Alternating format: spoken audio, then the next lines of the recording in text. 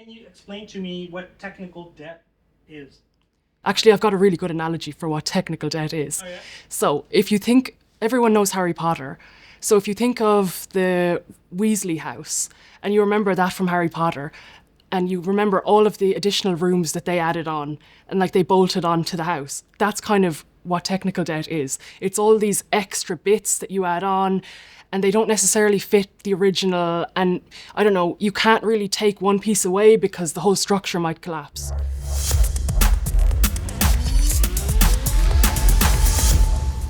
In the short term, the price they pay is the personnel resources needed to maintain the technical debt and to keep everything going. But I think in the medium to long term, it impacts just how innovative they can be and like their speed to market with launching new products. And especially when you compare banks to some of the neobanks that are popping up, like they are new to the market. They don't come with this legacy debt. Like they're able to release propositions really, really fast. And more traditional banks, they need to be able to compete with that, because if they don't, then they're going to lose the future generations of young people, because they're not going to stick around to need to go into a branch to set up an account or to wait, I don't know, 2 weeks for your debit card to arrive. Like they need to be able to respond in minutes, in hours at the maximum. Mambu offers banks an opportunity to kind of move to a more modern system in a risk-free way, because we have this dual core approach where you don't necessarily have to immediately like shut down your legacy system. You can keep that going because we understand that you're not going to be able to switch that off overnight. But where Mambu comes in, it lets you set up new products kind of that are separate to what's in your legacy core. And then you can transition over to Mambu gradually. So it de-risks the project, it makes everything more safe. One great example that I love to talk about is a major bank in the Netherlands, and they used what we call a speedboat approach. So instead of trying to modernize their entire core, they built a separate digital proposition that's aimed at the younger market. Fast, low risk, and completely independent from their legacy systems. Because they built this on Mambu, they could move fast without risking their main core, and went from concept to fully live digital bank in just 12 months. So this let them introduce modern digital-first products without disrupting anything in their main organisation. And crucially, it also allowed them to lock in the loyalty of the next generation of customers, which was a major strategic goal for them. Did you work on this project? No, but I like talking about it. Because like it gets really good. It gets a really good response from prospects. And also, it's a really cool project. Like, what they've done is, I don't know, okay, so personally, I think we're living in an age now where there's, people are at risk of predatory lending practices, maybe buy now, pay later. It's so easily available. But this proposition is different because the focus on this proposition is about savings and like using your money wisely. And it's about, kind of training the younger generation to get smart with their money so that when they grow up, they'll be responsible with it, and just teaching them, financial responsibility, which is really important. So that's why I like talking about this one. One of the first changes that banks notice when they move away from legacy systems is the freedom they gain. So some banks have been stuck in environments where even small changes take weeks or months, and it's a real pain to do.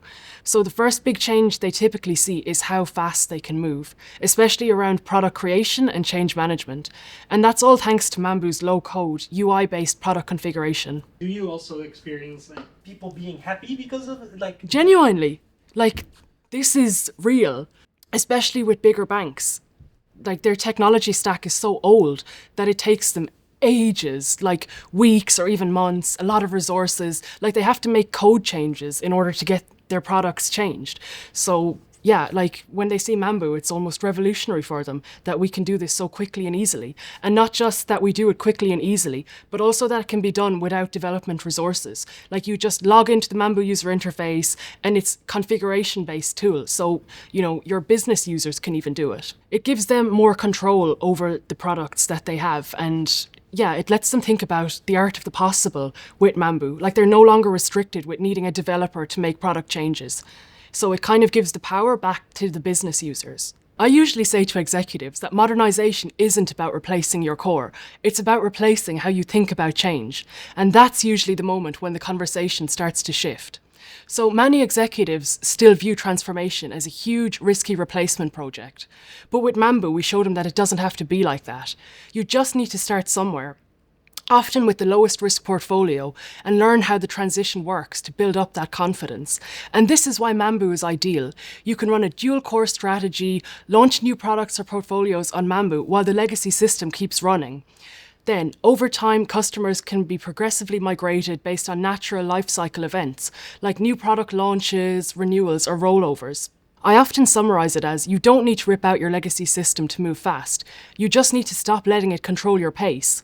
That's when the mindset shift happens, from a fear of disruption to confidence in composability and controlled evolution. Is that really true, that they need to have a mindset shift? Yes, especially at banks, because they're really risk-adverse organizations, so they don't like change. And change is a scary thing for everyone, but especially if you've got, you've got a legal responsibility, you've got regulations to follow, and that's even before you get into the technical side of it. And this is where composability is such an advantage, because when you explain composability to them, then they start seeing how things can be different. Like when you show them how to de-risk the project.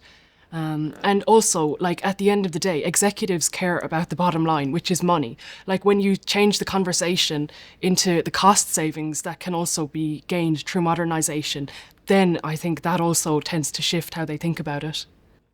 I think the biggest change that I've seen in the way that banks view Mambu is that we're taken a lot more seriously now. And a big part of this is our reputation, like the number of live customers that we have. And also, we're not just seen as being a company that services fintechs and neobanks. Like, as our customer numbers have grown, so too have the types of bank that we serve. Like, we've got a lot of logos from tier 1 banks now as well. And I think, yeah, that's the biggest change that I've seen.